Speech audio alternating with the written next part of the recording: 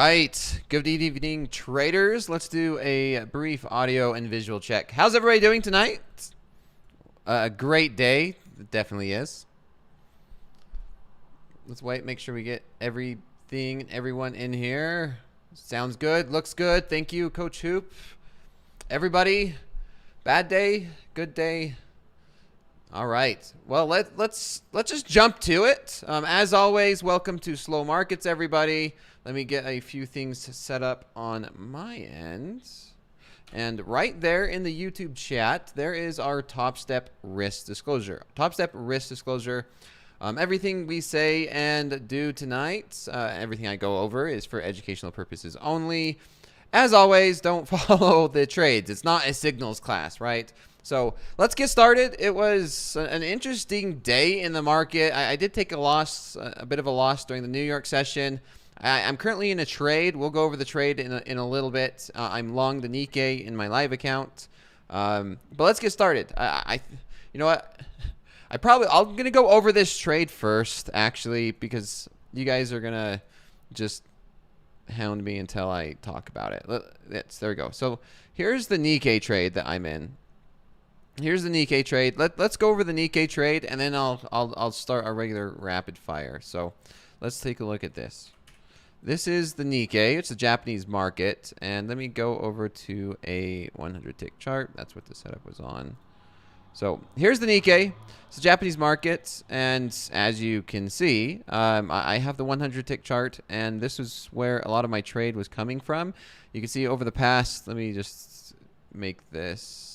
Expand this over. So over the past few days, over the past week or so, we've been inside this consolidation zone. This is consolidation, and it's been very simple and very straightforward, where you buy the lows, sell the highs.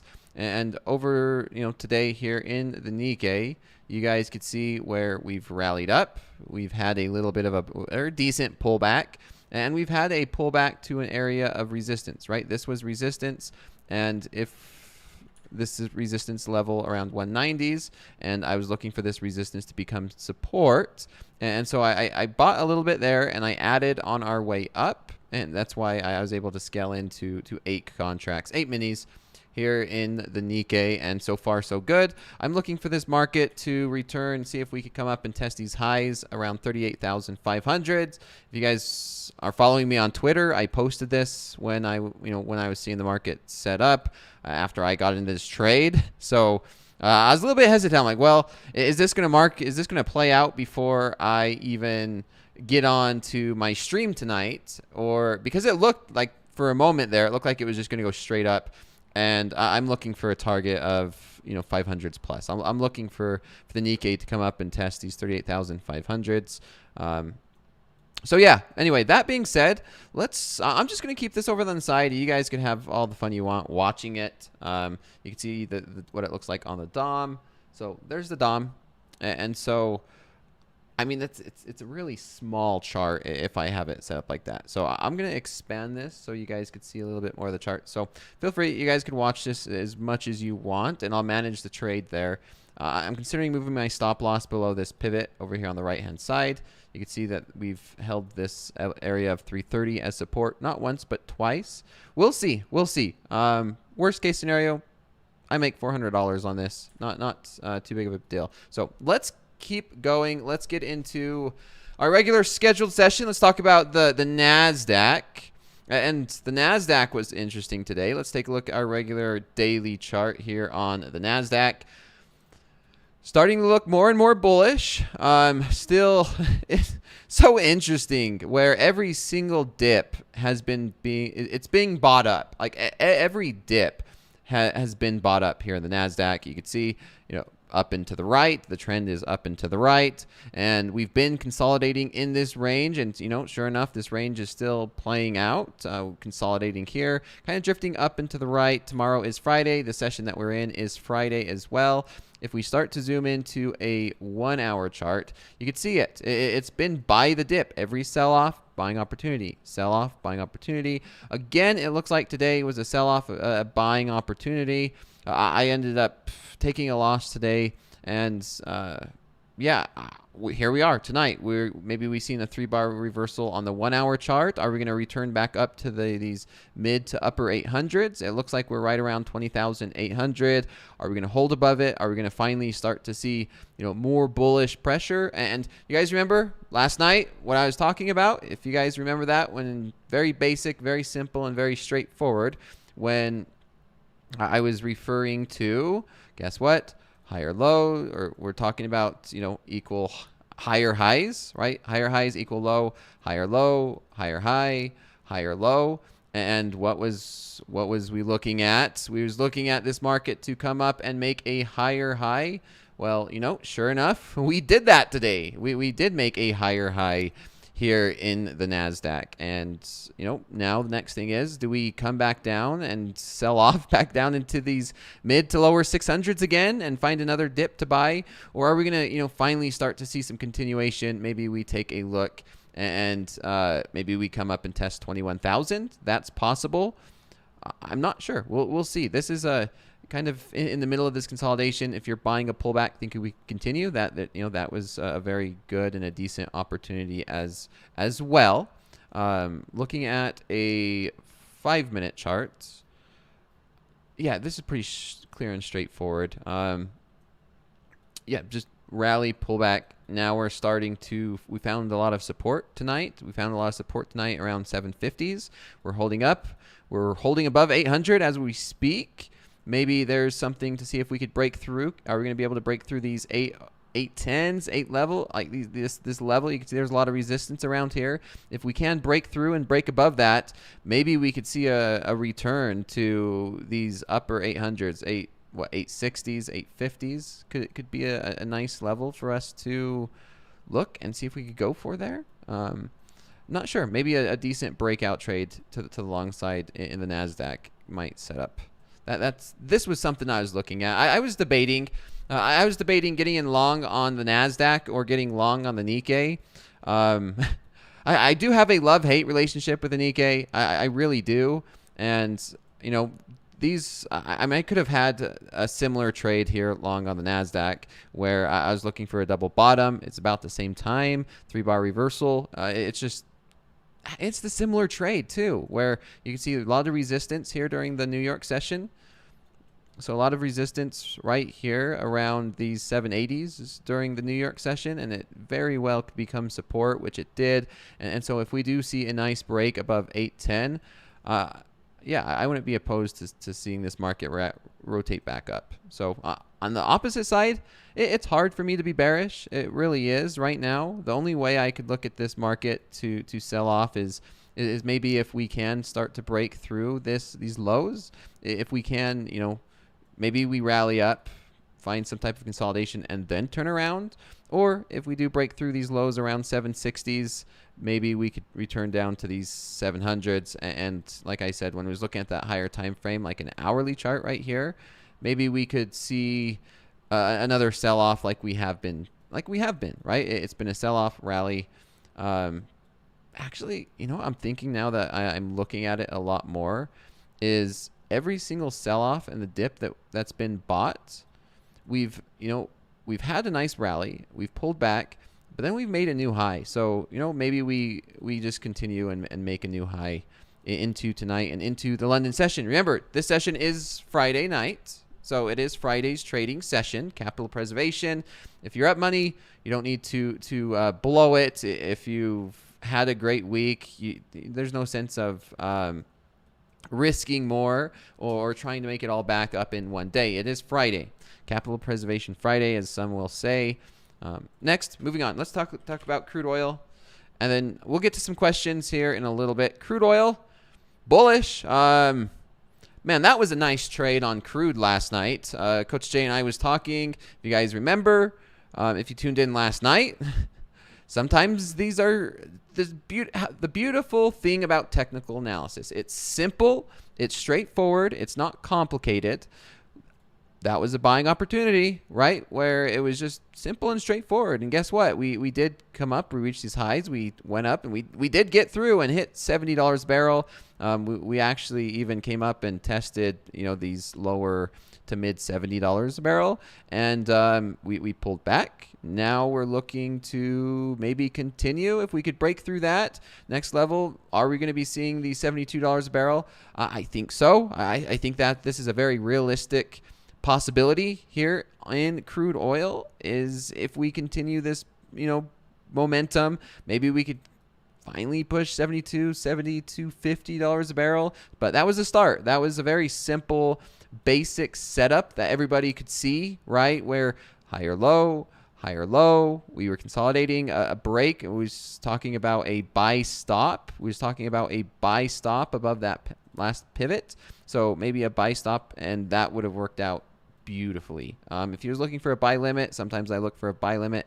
You wouldn't have even entered that trade. But yeah, power and simplicity. There is a beautiful example.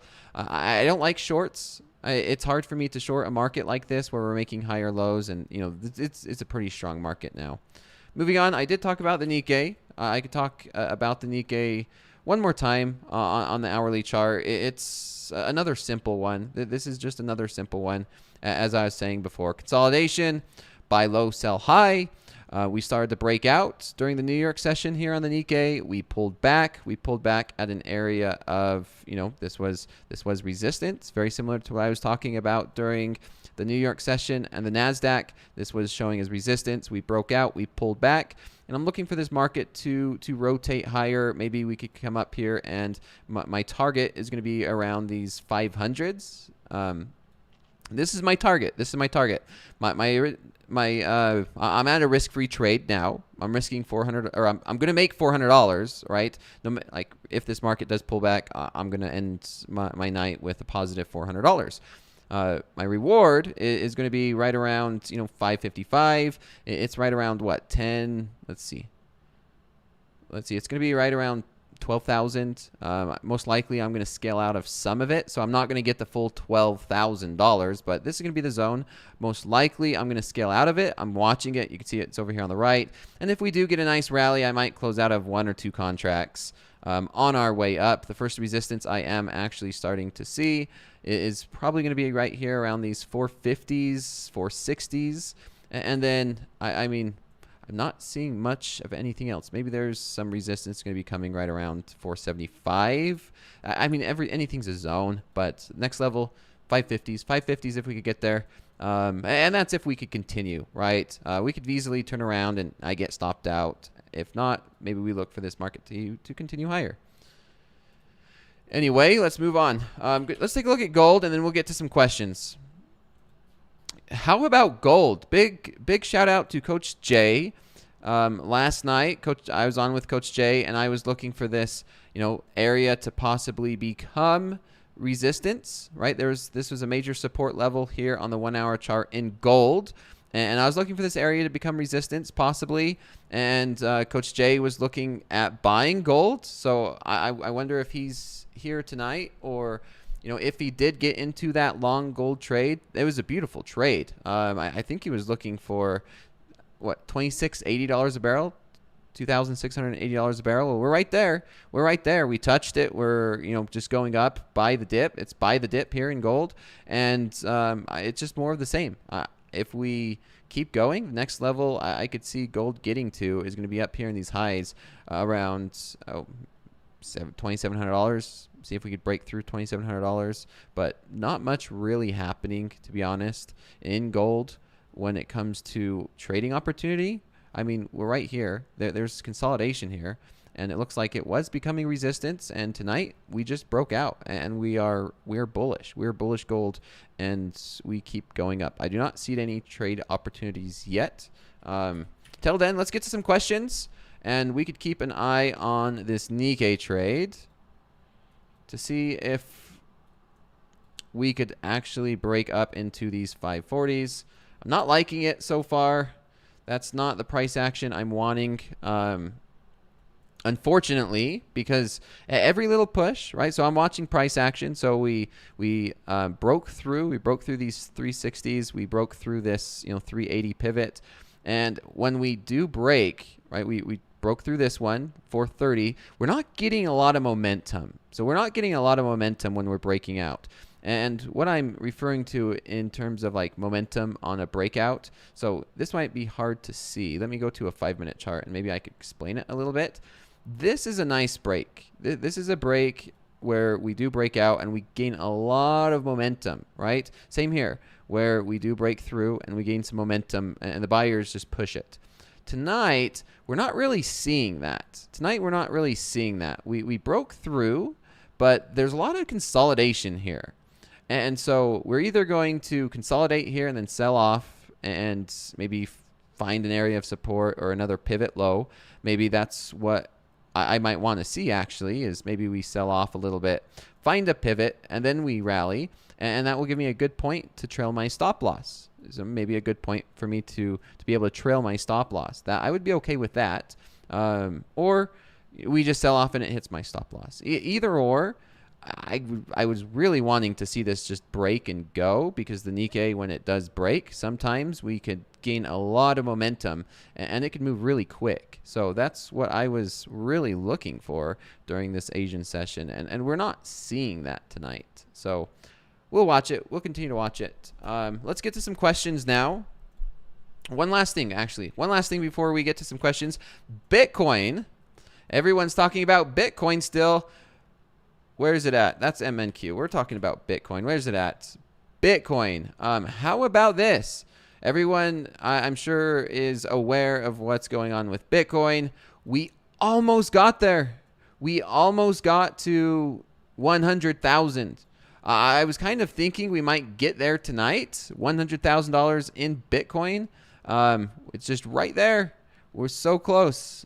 Let's see, 100,000. I was thinking we was going to get there tonight, because when we opened up the session tonight, we rallied up. We was even up to 99,370. So I was thinking, oh man, this might be sweet. See if we get to Bitcoin to 100,000 tonight live during slow markets. But no, not yet. So we're just kind of hesitating, consolidating. Is it imminent, everybody? Are we going to see $100,000 in Bitcoin? Is that almost as good as it? I always hesitate to say guaranteed, but is it almost imminent, right? Where we're so close, we might as well just assume we're going to get there.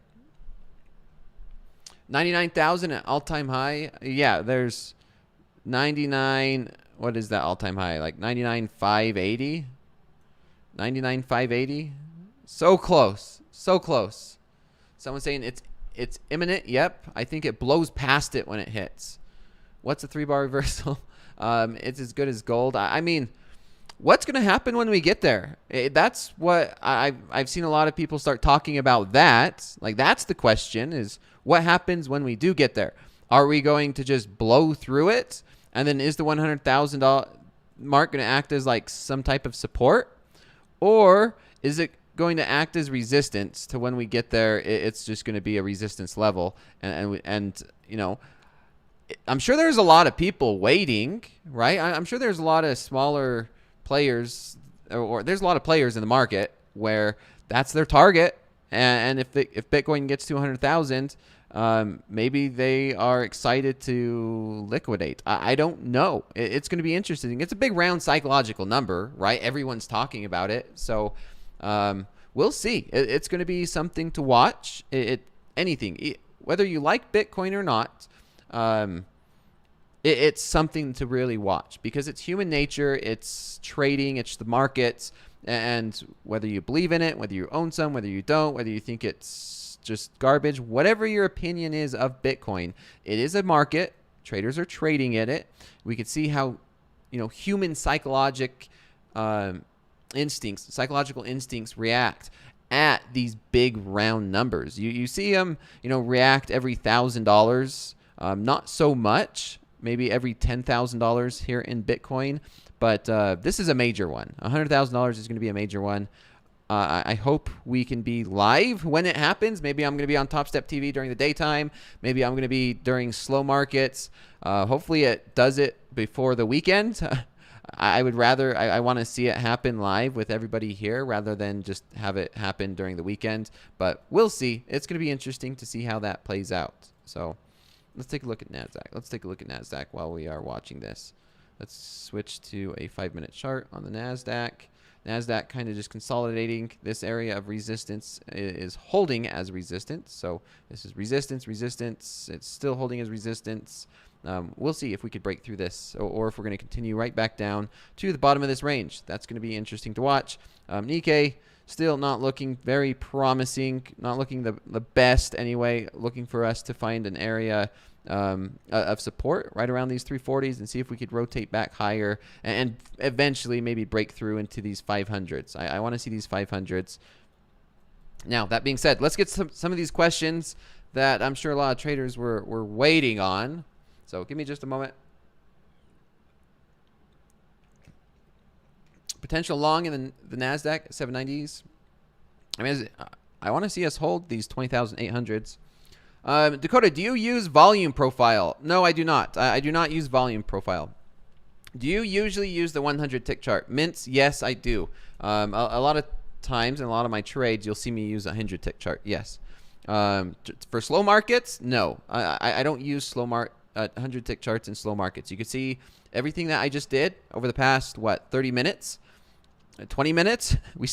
It's only been 20 minutes. It feels like it's been a lot longer, but over the past 20 minutes, that's what I'd use for slow markets. I'll use a 5-minute, an hourly chart, daily charts. Everything that I go over and talk about is what I use.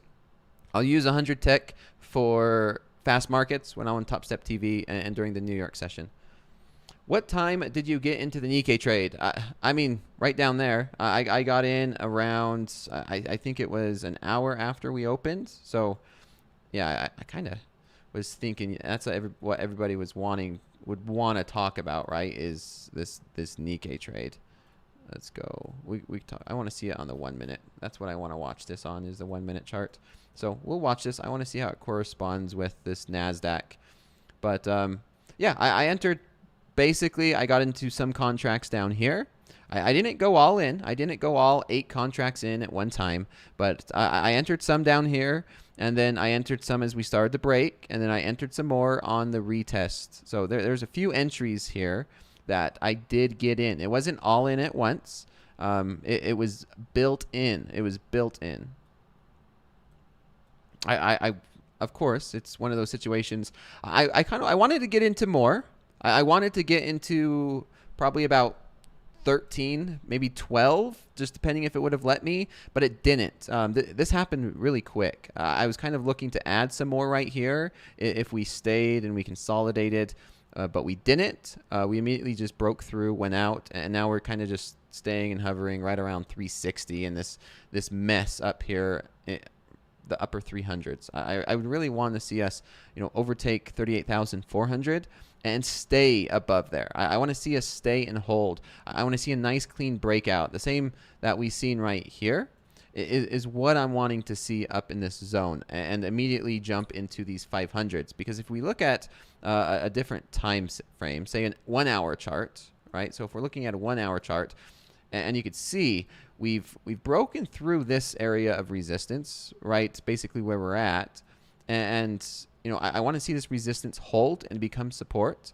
And then we start to break through this level right around these. I mean, it's basically near the same, right around 390s. And so when we break, I want to see us immediately start to get momentum and run towards the next level. And that next level I'm seeing is going to be up here into these 500s, these mid to upper 500s. And so that's my target. And we'll see how that plays out tonight. Hopefully it gives me another opportunity to limit my risk. That's kind of what I'm watching, and that's what I'm waiting for. That's why I have a very small time frame right here, so where I can see this. There is one pivot point right here. That's why I have my stop loss there. The next pivot point is going to be right here. There's 1, 2 of them right there at about 333 or 330. And so what I'm waiting for is I want to see a break. As soon as we get a nice clean break, if we do, because we might just sell off, if it's only if we could get a break through and gain some momentum, then I will move my stop loss there. Right now, it's too risky that the market could come down, hit my stop, and then turn around because it's too tight. The only clean break we had was this one, and so that's why I was willing to move my stop loss there. So I'm going to wait. I'm going to watch and see if we can get a nice break through these 400s. And once we do, immediately I'm going to move my stop loss to 325, limit my risk, and lock in 3,600 on this one. But we'll see if I want it to, but whatever I want, the market might not give me, right? Want in one hand, and you know the saying. You know the saying. But we could watch it. We could watch it. I'm going to actually do this so you guys can kind of see what the DOM looks like. That's what I'm watching. Watching this DOM, you can see the difference between like the bid and ask and how everything's reacting there. So, okay, let's get to some more of these questions. While we go through and we could watch these markets, we'll see if the Nasdaq could break through here. If I wasn't in a trade already, then I would probably put like a buy stop.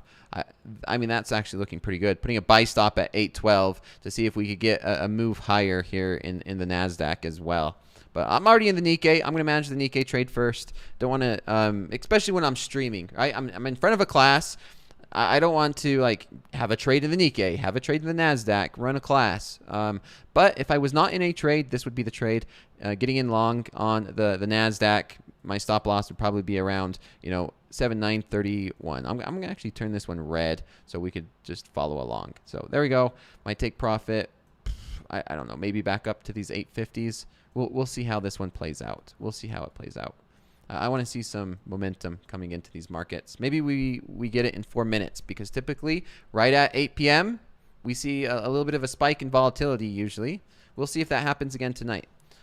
So that being said, what is your main strategy? Risk management is my main strategy. I get that question asked a lot, but outside of risk management, you see it. This very basic, very straightforward technical analysis.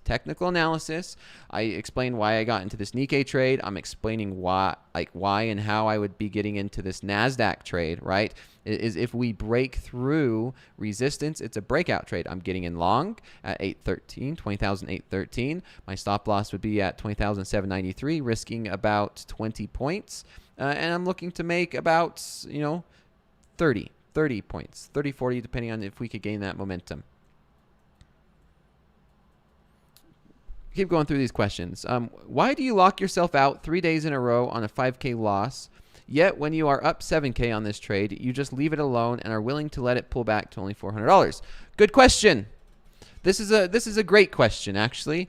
Is when I hit my daily loss limit, and for me right now in my live account, it's $5,000. I am willing to risk $5,000 trading each day right now based off this account. And when I do get close to that, I lock myself out and I say, I'm done trading. No more trades for me today. I'm going to wait to the next day. I am perfectly fine for that because that's my risk management. Now, I do not put a cap on how much money I'm going to make, where if this trade works out, then I might make 10, 12, 13, 14,000, who knows? It depends on what this market gives me. I might just trail this up and maybe we're at 38,600 by the end of tonight. Maybe I let this trade run overnight and I wake up to, $20,000, which I have done that before. And it's more about the risk reward. It's more about the statistics in terms of if I'm locking myself out and capping my profits at 5,000, then I need to just understand that my risk reward would only be 1 and 1, and I need to have a higher win percentage. I lose 70% of my trades. So that means I'm only winning 30% of my trades. So that means my trades should be at least 2.5, 3 to 1 risk rewards. Now, if I'm not getting and I'm not letting my winners run based off my setup, then I'm doing the opposite of what I should, my statistics tell me to. So going back to that, so if I'm looking at the Nikkei, and I'm seeing the Nikkei, this is the Nikkei, and I'm saying, based off my trade, this is my trade. My trade is saying, I'm going to look and have this market get to this level. And this is my target, 38,550s. This zone is my target. So why would I close my trade out halfway to my target and then I let my losers run all the way to my stop loss? That's backwards, right? You actually want to be okay with, maybe you're closing your losers out before they hit your stop loss and then just leaving your runners on. You want to just be very slow at taking your profits. You want to be and understand, let your winners run. You want to let those winners run. Usually it's the opposite, right? Where traders have a habit of just thinking like, it's going to, if you're short, if a trader's short right now, they're thinking, man, this thing's going to turn around. It's going to turn around. It's going to turn around. And they just let this thing keep going against them and against them and against them, thinking, eventually it's going to turn around until the system and there's, either they hit their daily loss limit or their max loss limit, or if they're trading a personal account, they get a liquidation, right? Margin call, because they're not closing it. And you really need to have the opposite thinking. You let your winners run, cut your losses short. If you get in good position, it's okay to take some profits. Process over profits. Process over profits. A better way to think of this is why I love this feature, is you could go over to these charts settings and instead of dollar, you could do ticks, right? So this is why I love this. Pretend you don't see this. Look, I'm only up 32 ticks. My profit target is 62 ticks. So, why would I close my trade out before I get to my profit target? Or so think of ticks, think of points, think of percentage. Sometimes it's not good mentally to think about the dollar amounts. Hopefully that makes sense. Yeah, hopefully that made sense to everybody here. If not, rewatch it and maybe I just did a bad job at explaining. But it made sense to me in my head. Like, that's the way I look at it, and that's the way, to me, it should be looked at. Let me see. Okay, yeah. Let's see if we could find. We're trying to break through this, but we'll see if we do get back up into these 300s. You know what would also happen though too is if I close it out here, and then the market turns around, I'm gonna be happy. But then if I close it out right where it's at, and the market keeps going up, then I'm going to kick myself and say, why did I not follow my process? And then it's going to screw up everything. Do you get slippage issues when dealing with such large contract size on the Nikkei? Armando, yes, I do. I get slippage. I get slippage a lot when dealing with large contract sizes on the Nikkei. Where, oh look, here we go. There, it's going. Let's see if we could do it now. You guys enjoying this? But I do get slippage issues in terms of, look at the liquidity, right? So let's get this one straight. Yeah, see, if I would have closed it out, I would be kicking myself. So now I'm going to go ahead and let's lock in some more profits. So do you see I'm in 8 contracts, right? So if I was to enter a market order, if I'm to enter a market order, I have to find 8 contracts to sell to. Right now, the 8 contracts are right there at 425. 425, that is those 8 contracts. I would get 3 filled at 430. Okay, now it's changing, right? So if I market order, I'm not getting the 440, the last trade price. I'm getting down here. I'm getting 425 as of right now. So I like to use limit orders. Hopefully this, if this market keeps going up, I could show you how I get out of a position here. Yeah, let's see. Let's see if this market will go up and allow me to show everybody how I like to get out of a position. It's basically using a limit order at the bid, join ask, right? Sell at the bid. So let's see. Let's see if we could go through this. If we could find that momentum. Now's where I want to see the momentum. I don't want us to stop. We just broke a new high. Let's see if we just broke a new high. I want to see this market gain that momentum up into these 500s. And then we could talk about it. We could watch it. All right, I'm going to see what the Nasdaq's doing. Nasdaq hasn't moved. Nasdaq's not moving very much. Yeah, this is... We'll keep watching. I want to keep an eye on the Nasdaq on the 5-minute. Yeah, see, we're just not getting that momentum. Just kind of slowly drifting up into the right.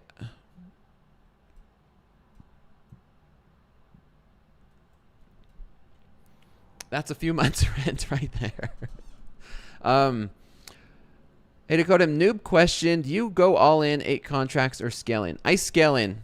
I for this example, I did not get 8 all in at once. Down here, it looks like everyone just wants to talk about the Nikkei, so we'll do it.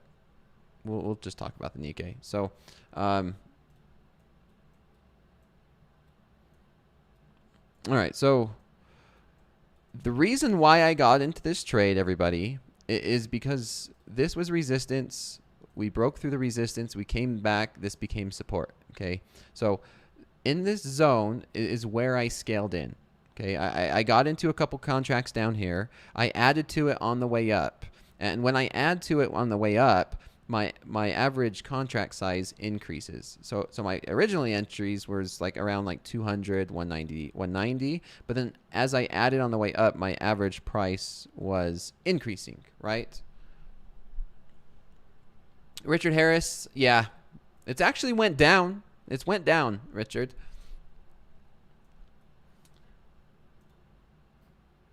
This is I'm going to take a look at that 1 hour chart. We'll see if we can keep getting this momentum. I want to see momentum. I don't want to see hesitation. I want to see us just keep going and break into these 500s. And I might close out one right here at 465. If I could get 465, I want to watch this. I'm going to watch the DOM, and we'll go through it. Question, Mo. Could you easily leave this trade now with a stop loss as is and go to sleep? Yes. Yeah, this could be a good example of I could leave this trade and I'd go to sleep. Yeah, I would go to sleep with this, with a trade like this on. I have my class, so I'm in front of the charts and I'm talking to everybody. If we can get a push up into these 500s, I'll close. I'll probably close most of this position out, and then I leave the rest run overnight. Because you know what's also possible, okay, for somebody who said why do I not close this trade out, is this is also possible. Not only if we do get up into this resistance zone, can I close out some of it for profit? There's also a chance, right? Anything can happen.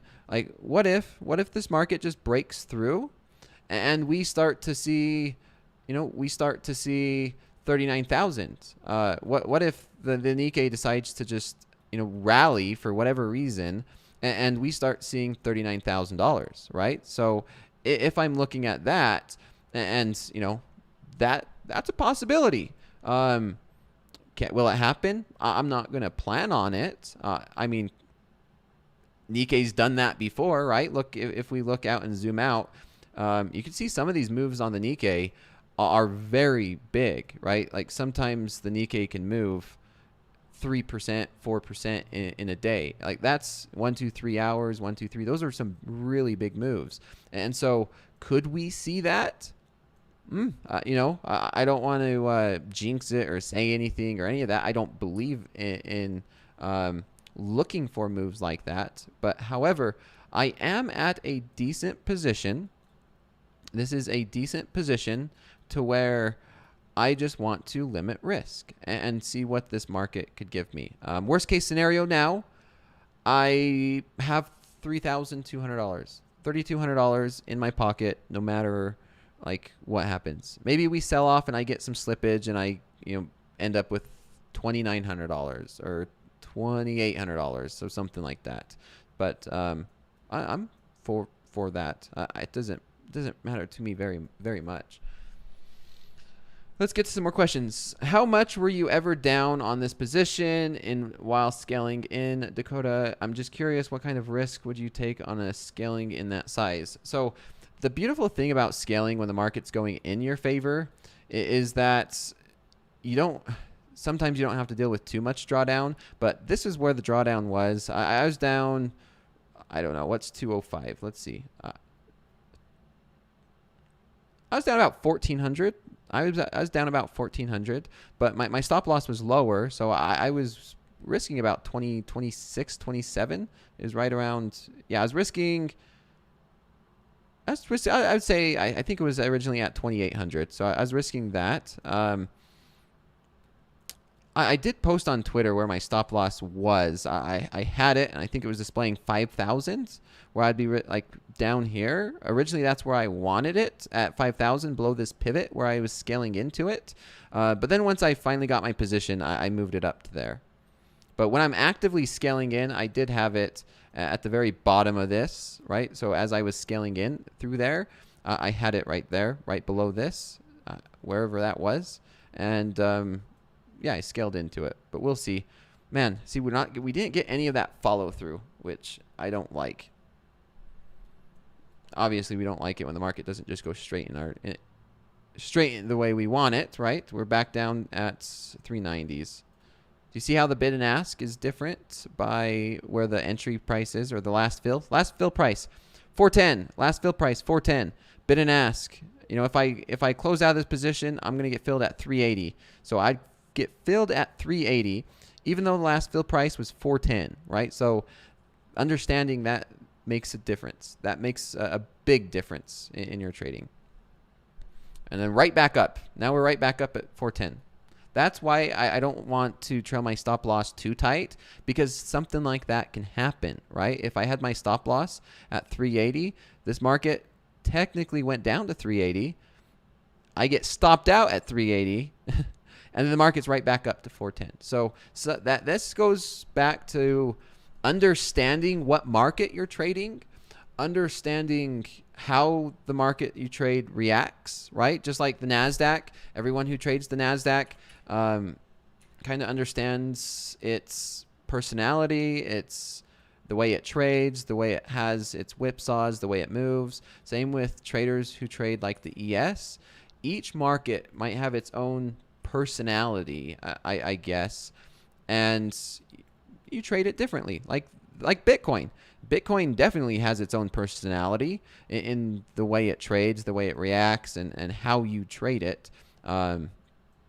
And that's why you hear a lot of coaches here that when they're teaching and they're talking and they say, do you recommend one market or multiple markets?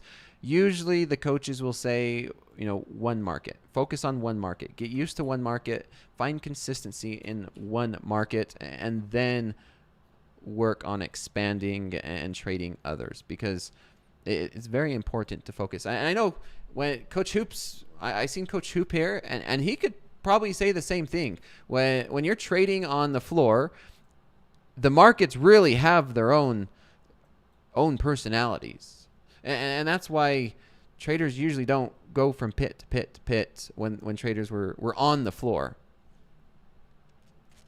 Or am I wrong? Coach Hoop, if you are there, can you explain how you use join bid and join ask? Yeah, there's some buttons over here on the right, and I just click join ask and join bid. We'll see. If this market breaks out, I'll show you.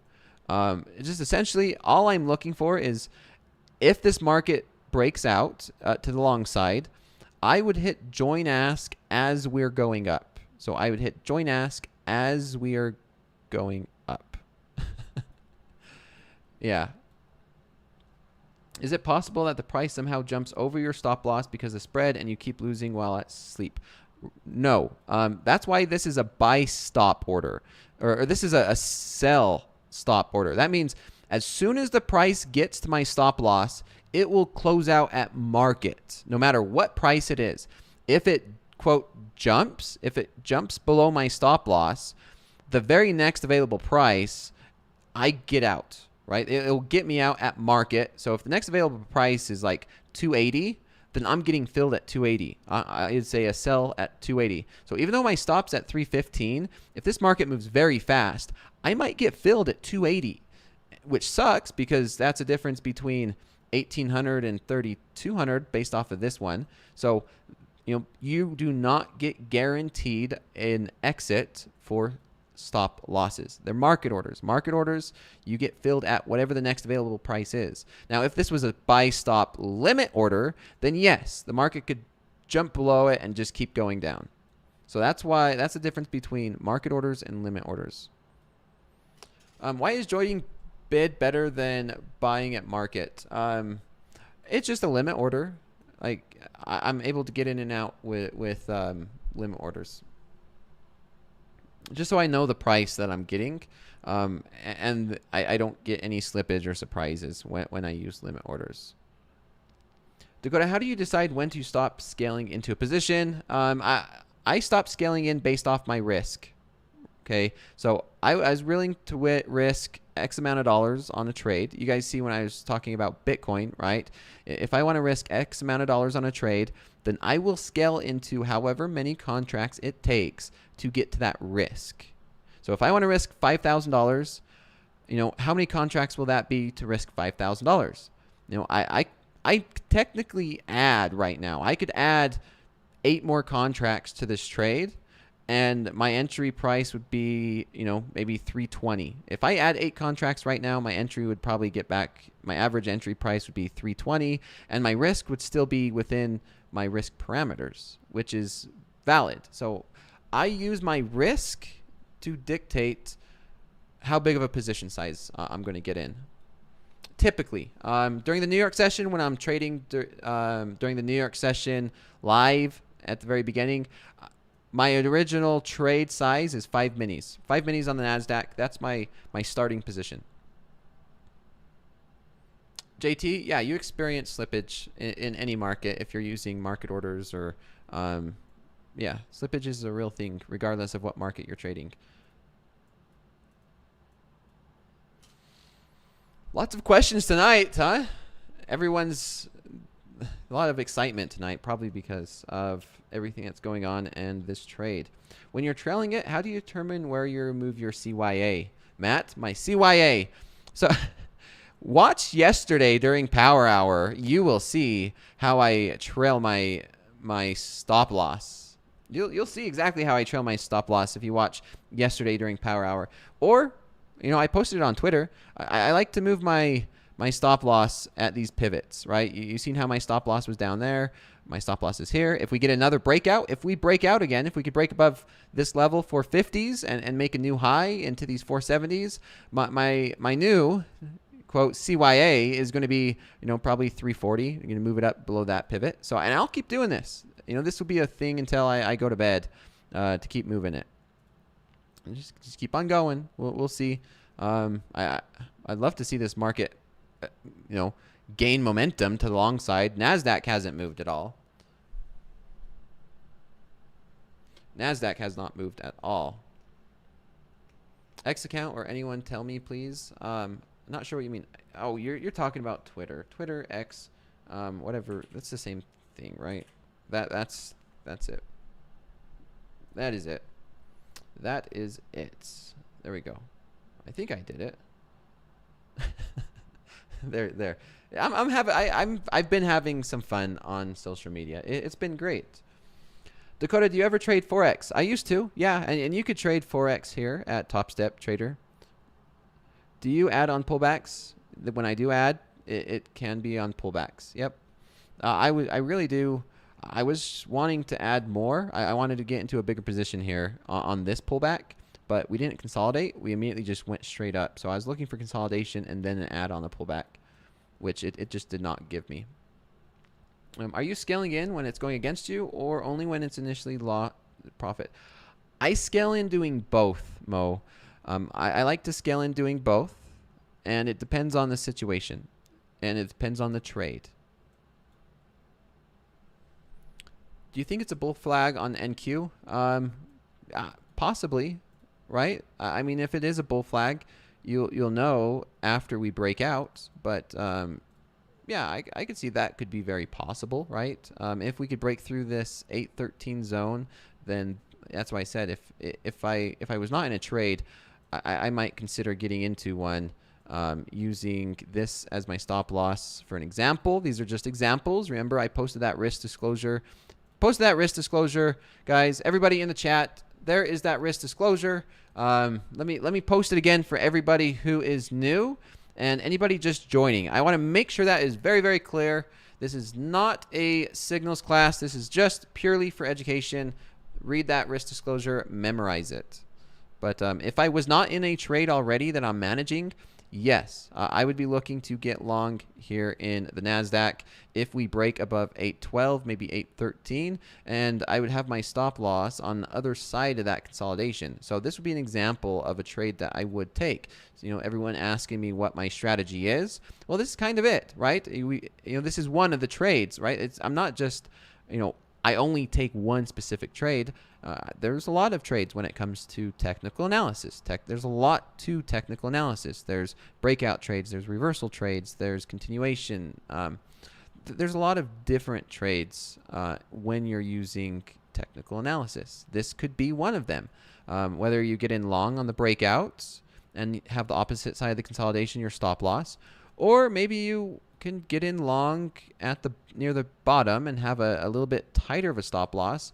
Dobie likes this, and I know Dobie's a great range trader where he might get long at the bottom of a consolidation and then look for the market to return and maybe take profit on the opposite side of consolidation. And that's a good trade. That's a fair trade. Or maybe you get long and you close some off at 910 and then look to hold, a portion of that position even further. And then that gives you a good reference to have a tighter stop loss. What do you consider in Q3 15 3-minute reversal? I typically don't look at the 15-minute reversal. All right, come on, Nikkei. Let's see if we can make a run to those 500s. So yeah, that's the trade on the Nasdaq. I like this trade better because I'm getting in as the market's going in my direction. This is actually a trade I would probably leave overnight.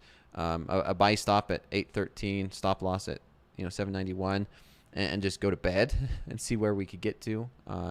That is a possibility. But yeah, let me just, well, you guys know that. I'm going to watch the Nikkei over here for a minute. I'm going to manage this trade. Okay, everybody? I'm managing this trade. We'll have plenty of other time. A lot of other time to talk about this. Let's see if we could break. This slow markets are always slow. This trade could take another 5 hours if it really wanted to be honest. I don't mind if this trade takes 6 hours. But we'll see. We'll see if we could do it. What do I think about the Hikinashi candles? It's up. I don't trade them. It's been a very long time since I ever used them, so I can't give a valid opinion on the Hikinashi candles. Yeah. Going through some of these lots of fun questions tonight, right? Are live accounts allowed to hold trades past market close at Topstep? Pops, no. As of right now, it's the same, right? If you're in a live account and at a prop firm, you must have a flat position at the market close on the New York session. However, as confirmed, right, live accounts have a lot more flexibility. You work with the risk team, you have access to the risk team, and I'm sure there's possibly an exception depending on you as a trader. Of course, if you're brand new and you just get a live account and you're like, yeah, I want to hold my trade all weekend, they're going to probably say no. But if you're a live trader and you've shown consistency, and just like MP said, they'll work with you. They'll talk. They can, that's the flexibility of a live account. And that's why you're seeing live account being so stressed and the focus point, because that's the ultimate goal, right? We don't want to be stuck in a sim forever mindset. Gold's bouncing. Yeah, gold's just going up. Gold's just going straight up. 380s, 383. Let's take a look at that higher. Why do I keep going to the 100-tick chart? Yeah, 5 minute. Yeah, gold's going up. I really want to know how that gold trade for Coach J worked out. Yeah, we're past that consolidation, so when we started the stream, we were right around this consolidation in the 78s. We're past that. Maybe now we're going to start looking at these upper 80s, 2688, 2690. Are we going to see 2690 tonight? What's Bitcoin doing? What's Bitcoin? No, Bitcoin's not really moving. I wanted to see Bitcoin hit 100,000 tonight. Nasdaq's not really moving either. Markets, gold is the mover. Gold and come on, Nikkei.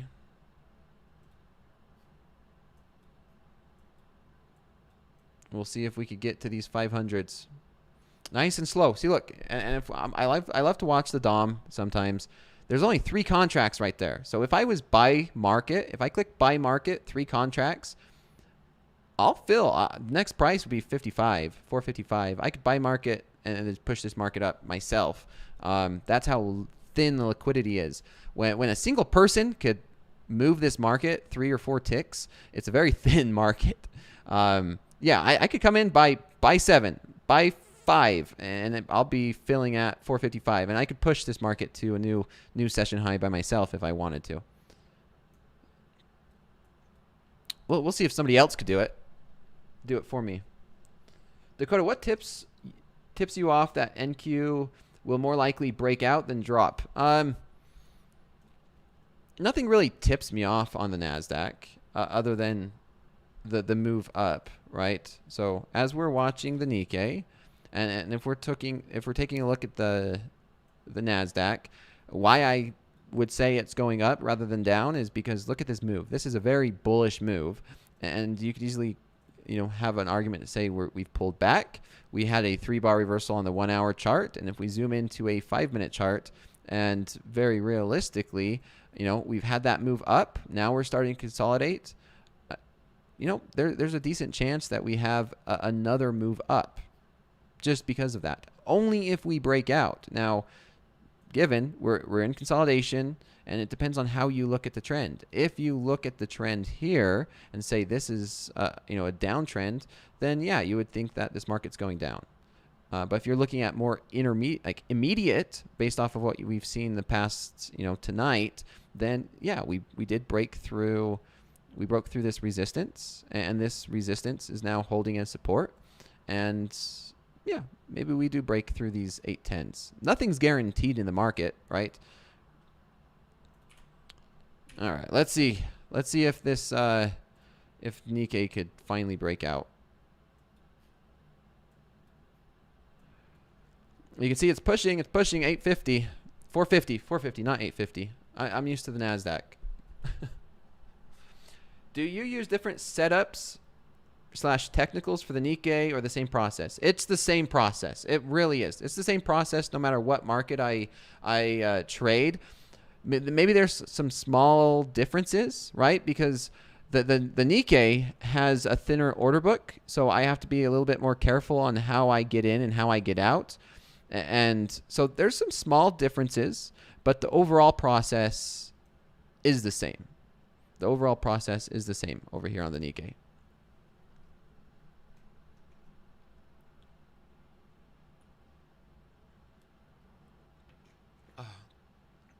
Why am I so patient? Same thing. Process over profits. Process over profits.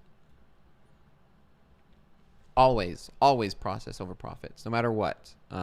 Regardless of your own opinion. It's one of the hardest things about trading.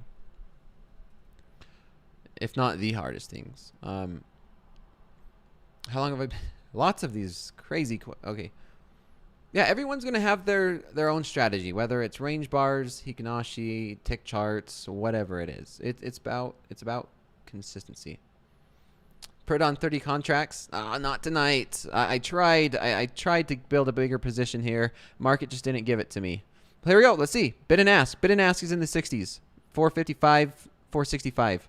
Let's see if we can break. If we do, I'm moving my stop.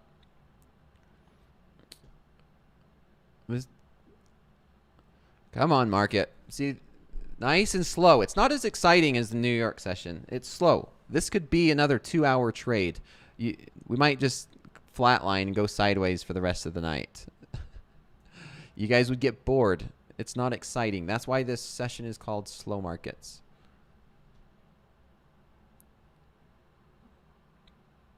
It's interesting to watch, right? This is very interesting to watch, to see how the markets react.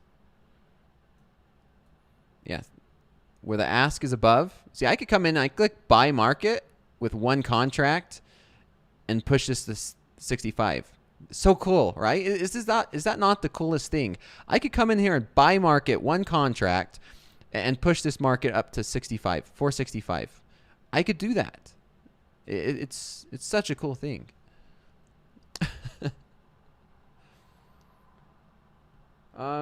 Interesting question. Dakota, if you rewind the clock to when you were a beginner trader, what was the biggest change you made that you wish other beginners should focus on more? So the one thing I wish every beginner would focus on more is process over profits. Now, I know I'm saying the same thing a lot, but there's a lot of power to it. If I was a brand new trader, I would not look at the dollar amounts. I would focus on one micro, and I would focus on developing a process to consistently make, say, 15 points. I would consistently try and make 15 points on the Nasdaq. And I'll say, if I can consistently make 15 points on the Nasdaq, and I could do that over a period of 1 year, it might be boring. It might be very difficult because you feel like you're wasting your time and not making a lot of money. But if you could make 15 points on average in the Nasdaq over a period of 1 year using one micro, then you can make 15 points over a period of 1 year using one mini.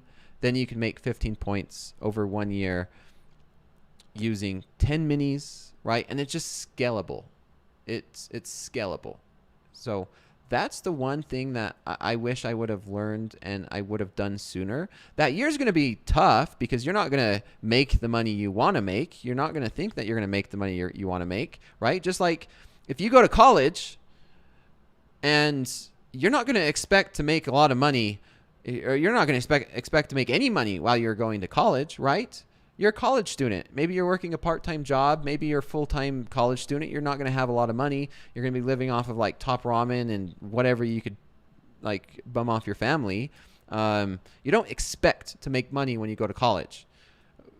You expect to just be poor for until after you graduate. Then once you graduate college, then you have to find a job. And then maybe that job you're not even making, barely making enough to live off of, maybe minimum wage or something. And then maybe another 5-10 years, you start to make decent money, right? That's the traditional idea of go to college, get a job, then you can start making a decent paycheck after you get years of experience. And maybe you lose your job. Maybe you have to bounce between jobs and you have to start again. But trading, you can't just jump into trading and expect to make a decent living and decent money your very first year. You have to understand that same idea. Like, this is going to be similar to college. It might take me, a few years to, at least make money, right? Or at least know what I'm doing. And then maybe 2 years after that, maybe I could start to make money. And that's a hard truth that not a lot of people can handle. Yeah, we're still not breaking out the way I want us to break out here in the Nikkei. These are nice bounces, right? We're still moving higher. Don't get me wrong. I'm not complaining that we're moving higher, but we're not getting a solid breakout that I'm really wanting to see. A solid breakout to me is going to be something like I was saying earlier, something like this, a move about that size. Oh, so we kind of got a little bit one, but not a very solid breakout. We'll see. That's why it's slow markets. This market could really test your patience. It really can. What's my average time per entry? My average trade length during slow markets can be like 4 or 5 hours. Like this could be a 4 or 5 hour trade. So far it's been, I don't know what, it's been 2 hours. I've been in this trade for almost 2 hours now. This is a 2 hour trade. It could go another 2 hours. It's just slow markets. How long would you say it would take me to become a profitable trader? Yeah, about 4 years, about 3-4 years. 3-4 years. All right, let's see. I might just close out of a couple. Watch. I'm going to show you guys how I would close out of a trade for profit during slow markets. Let's see. Let's see if we could get it. I want to see a nice break. Let's see if we could get to these 490s. These 490s. And I'll close. I'll show you. I'll hit join bid. Join bid is what I'll do. Come on, 490s. We'll see if we could get out of a few contracts here.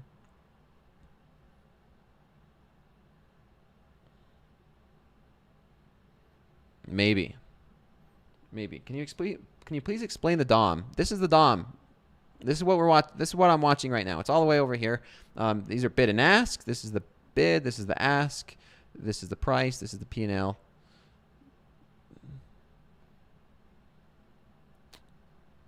All right. So let's see if we could. Let's see if we could get it.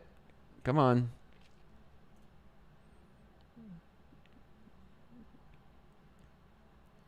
If we can.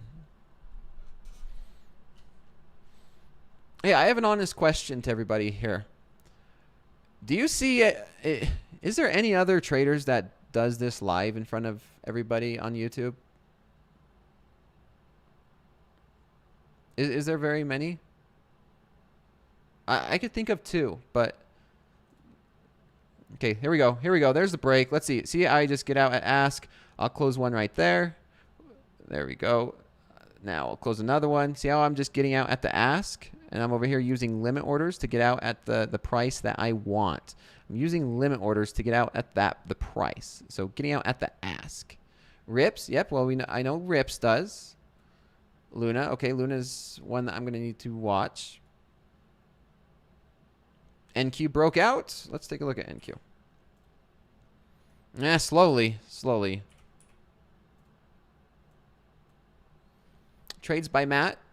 Okay, trades by Matt. He shows everything live. Is it a live account? Are they in live accounts? Oh, and here, I wanted to show this too. Look at this. Watch. I get questions. I don't know why I keep getting these questions. They ask, how do we know that's a live account? Well, watch. Just watch. You can see this is a live account. You can see these are the orders. These are the bids. I'm going to get, see there's 4 contracts. There's 2 contracts there. Oh, there's 2. You see there's 2 contracts. Oh, let's see. I'm going to have to show this another time. You see there is 3, then there's 2. There's 2, 3. So my orders go through, right? So I'm going to continue to do this. 2, 3. And try to get out of a few more right here. Yeah, if it's not live, I don't really care. Now we're breaking through. Now we're getting some momentum. See, 2, 3. See, 2, 3. So I'm one of them. I'm one of them that comes in at the ask. You can see my orders go through the markets.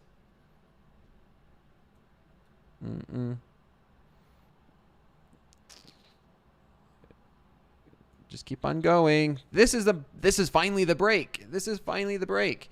Yeah, good call out. Moving my CYA.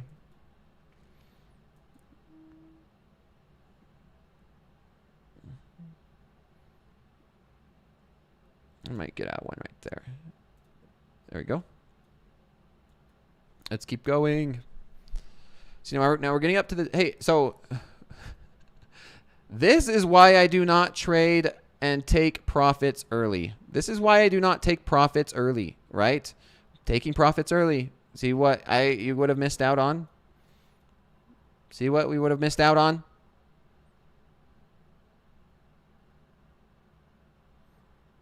Me selling Nikkei is making Nasdaq go up. Yeah, look, Nasdaq's breaking out. Yeah, that Nasdaq would have worked. Oh man.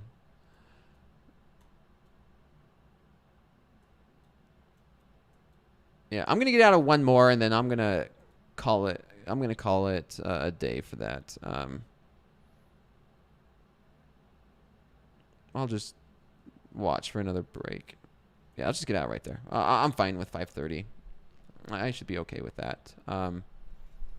Yeah, Tom Hugart. Yep, he was one of the traders that I was thinking of as well. There we go. Boom. Take that. Simple, easy, and straightforward, right? Yeah, that was a good one on the Twitterverse. I'll have to post an update later. That's fun. That's always fun. Now I'll just trail this one up. I'm gonna just lock in some more profits. Don't want to give back too much. Don't give back too much. Look at this thing go.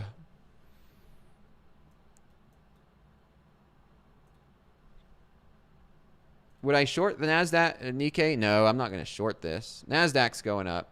Nasdaq's going up. Nikkei going up. We're testing these highs.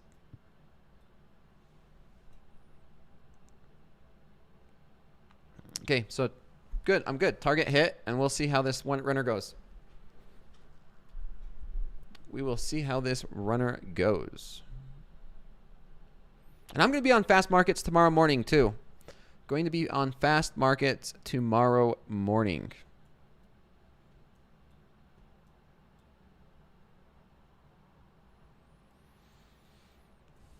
And that was the move that I've been waiting for a while.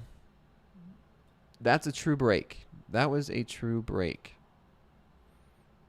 And we'll hold this. If we could break through this, man, we could gain a lot of momentum. A lot of momentum if we can break through this.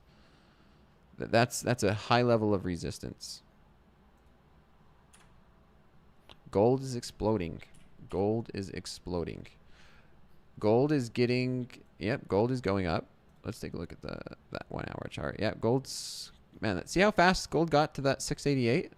The 688 level for gold. 2,700 for gold tonight. I don't know. Maybe we could see these 90s. Maybe we can see 90s for gold.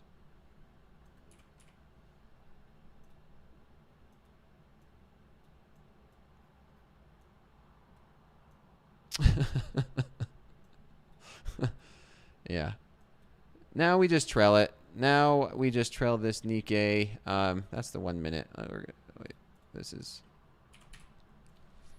And that was it. I mean, that's it. We got right up there to the target, and now we're pulling back. That was the target. Now we'll just see where this market could go. I'm going to tighten this stop up now. We'll have a nice and tight stop on our way up. Do you have a favorite indicator? Nope. Price action. Price action is my favorite indicator. Bitcoin making a run. Is that true? Oh, here we go. Can we please get Bitcoin? I want to see Bitcoin to 100,000 tonight. Come on. Come on, Bitcoin. You can do it tonight. Live. Live. Here we go.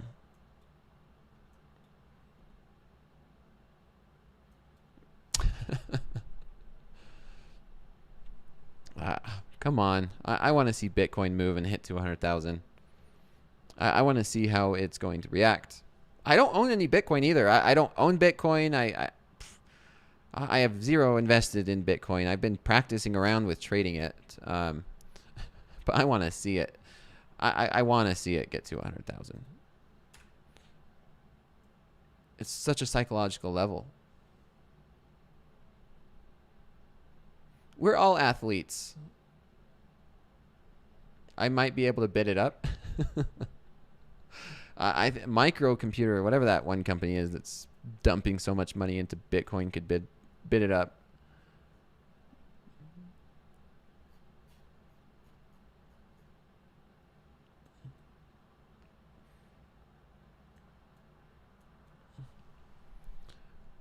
January has already traded there. It rolls tomorrow according to Ninja.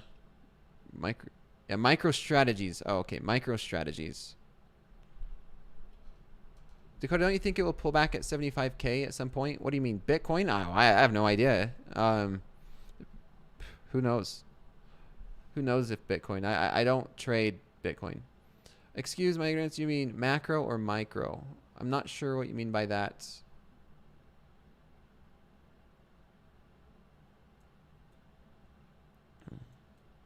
Yeah, this Nikkei trade makes up for most this week. Can you share your DOM settings? I don't have any DOM settings. I didn't know there was really settings in here. I hide most of the stuff. Yeah, whatever that is.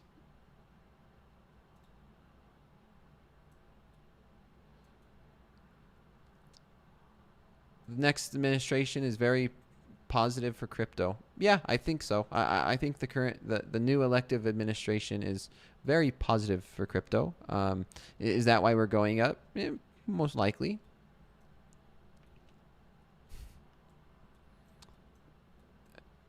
Hoop, I learned from you.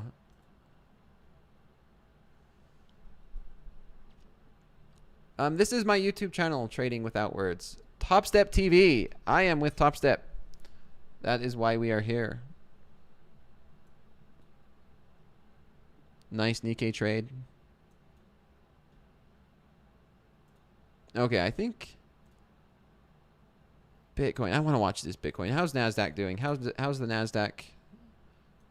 Yeah, that was a nice move on the Nasdaq. Yeah, sometimes, like I said, there's no guarantee that Nasdaq was going to break out, right? So that was a good example here in the Nasdaq, because someone who asked that question was, oh, how do you know if Nasdaq's going to break out? And you don't, right? You play the probabilities, you play the odds, it's technical analysis, you have a risk reward, all that fun stuff. Like that's the reality of trading, is you never know anything, but based off of patterns, technical analysis, and risk reward, probabilities, all that fun stuff, sometimes you have a decent idea. Nothing's 100% and nothing's 0%. Usually 0%. It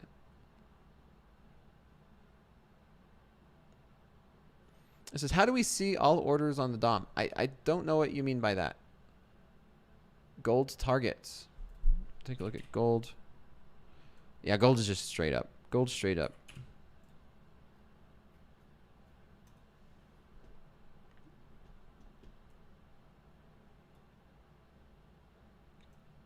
Okay, I'm just gonna go ahead and close out of this. I think I'm just gonna close out of this one, and call it good. Then I don't have to worry about it in the morning. Do I? Because we got to my target. That's all. Let me think. Let me think this one through. You want me to leave one? Like, that's the resistance, because if I wasn't long, I would consider a short. But yeah, I understand the idea of leaving one. Should I close it, or should I just let it run? Because we could break out. That's the thing. Yeah, we could break out. That's kind of what I was talking about on this beginning of this trade, is if we break above these 600s, I'm gonna wake up and we're gonna be at 39,000. Like there's a chance that we could go to 39,000. Oh, do I run a poll? What's everyone's opinions on the Nikkei? Close or keep open? Leave a runner, leave a runner. Remember, this is for educational purposes only, right? I want to make sure I keep that clear. This is the risk disclosure. Run a poll. Okay, we're gonna do a poll, and let's see. Let's see if we could do a poll. Give me a moment. We'll do a poll.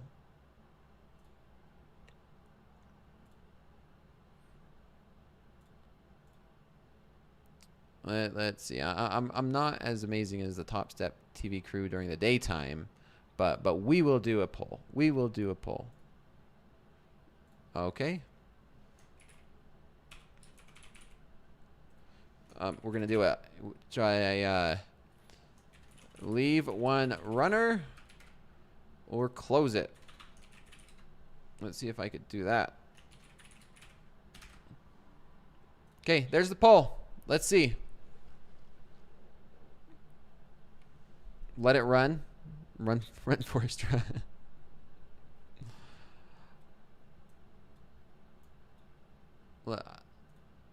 Oh, you guys are gonna vote for the runner. I could already tell. All right, leaving the runner on. Looks like it's gonna be the winner. Let it run. Don't move that stop. I would be risking $400. It's a $400 decision right now for me.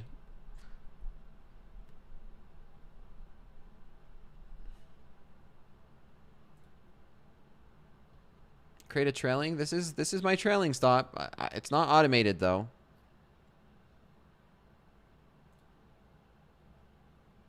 Stop to break even. No, I'm not going to move my stop down. That's for sure. Move the stop up.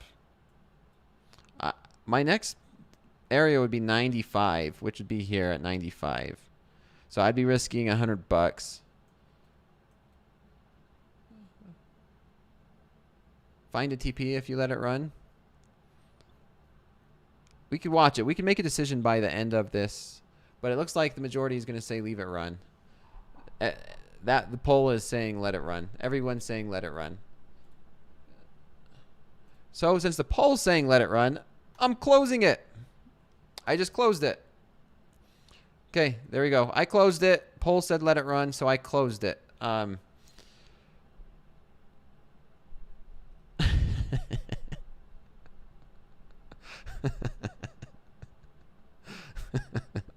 Take that.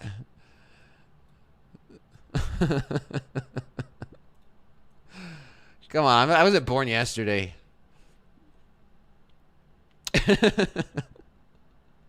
Now watch this thing go straight up. Oh man, that was a good one. Watch this thing go straight up.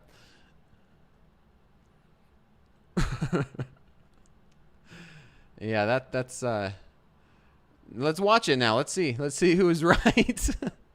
We'll see what happened. Locked in profit. I'm gonna call that's not bad for a slow market.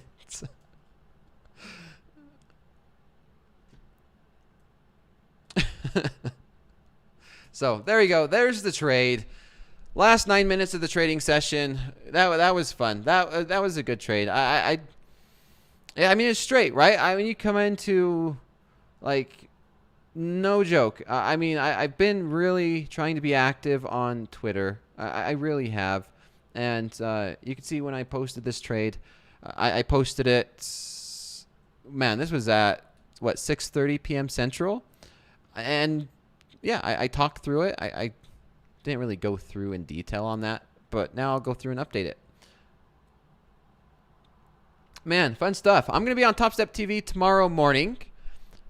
TopstepTV tomorrow morning. It's going to be fun. I'm excited. Now, remember, everybody. Remember, I think now is a good time to talk about the VIP. So I finished up with the Topstep Labs. I finished that up Wednesday.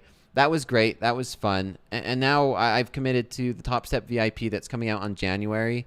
During the day show throughout the week, they give a sign-up sheet where traders can sign up. And if you guys don't know what the VIP session is or the VIP is, it's exciting. There's teams. Each team has a coach. And the traders in that team, they have an amazing benefit, right? There's no activation fee. You get 2 free resets per month, and it expands. It goes for 3 months. Like, there's a lot of benefits for that, and I love that Topstep is doing that for the traders. I love the concept. I love that we're able to have teams, and it brings out some of the competitive juices for a lot of traders. And, hopefully helps traders grow and learn. Because what I've noticed, and I'm not joking, I'm being serious, is traders who are more active in the community are often the ones that stay through trading through the ups and downs, right? And is able to come out profitable and consistent. Do I still have XFAs? No, I don't. I stopped XFAs, what was it, last month, a few weeks ago, and it's purely my one single live account. Yeah, purely my one single live account. Yeah, it was fun. Good stuff. Yeah, Howard. VIP, like I said, just tune in to Topstep TV. The Topstep is always taking care of traders. Like, it's the reality, and I love it. It's a beautiful thing that's being built here. How do you pick who goes live? I don't pick. The risk management team does. Now that you're up 10,000, will you focus on another account for fast markets? No. No, just because I'm up 10,000 does not make any difference to how I trade the very next trade. My very next trade is going to just follow my process. It does not matter.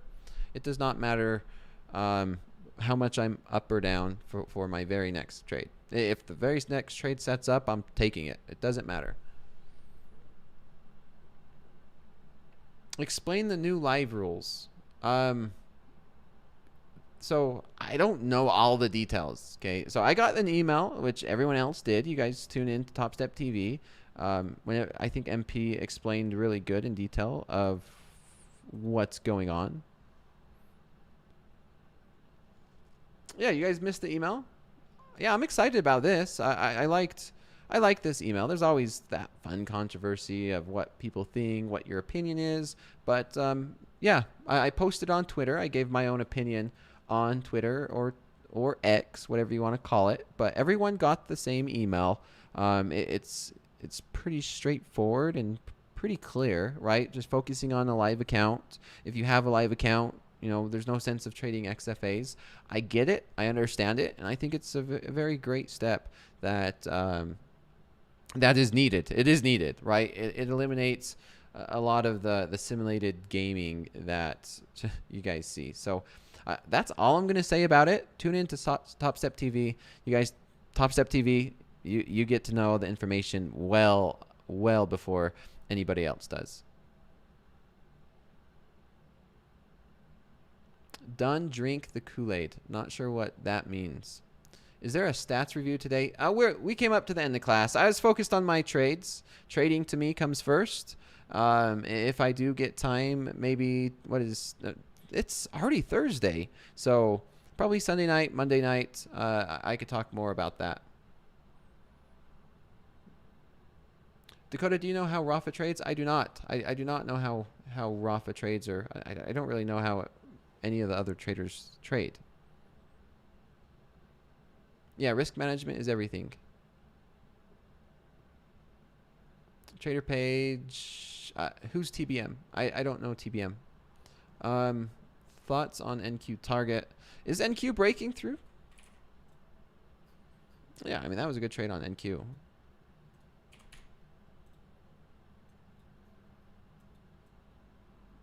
Yeah, that was a beautiful setup here on the Nasdaq. Yeah. All right. Well, I think that's where I'm going to wrap it up. So I think that's where I'm going to wrap it up. Finish the night. It was a good start. Good start of the week. Good finish of the week. Yeah, risk management is key. It is Friday. And yeah. Take care. I'll see everybody bright and early tomorrow morning on Fast Markets. And depending on where you're at from the world, if not, I will see you early next week. So take care, everybody, and I will see you then.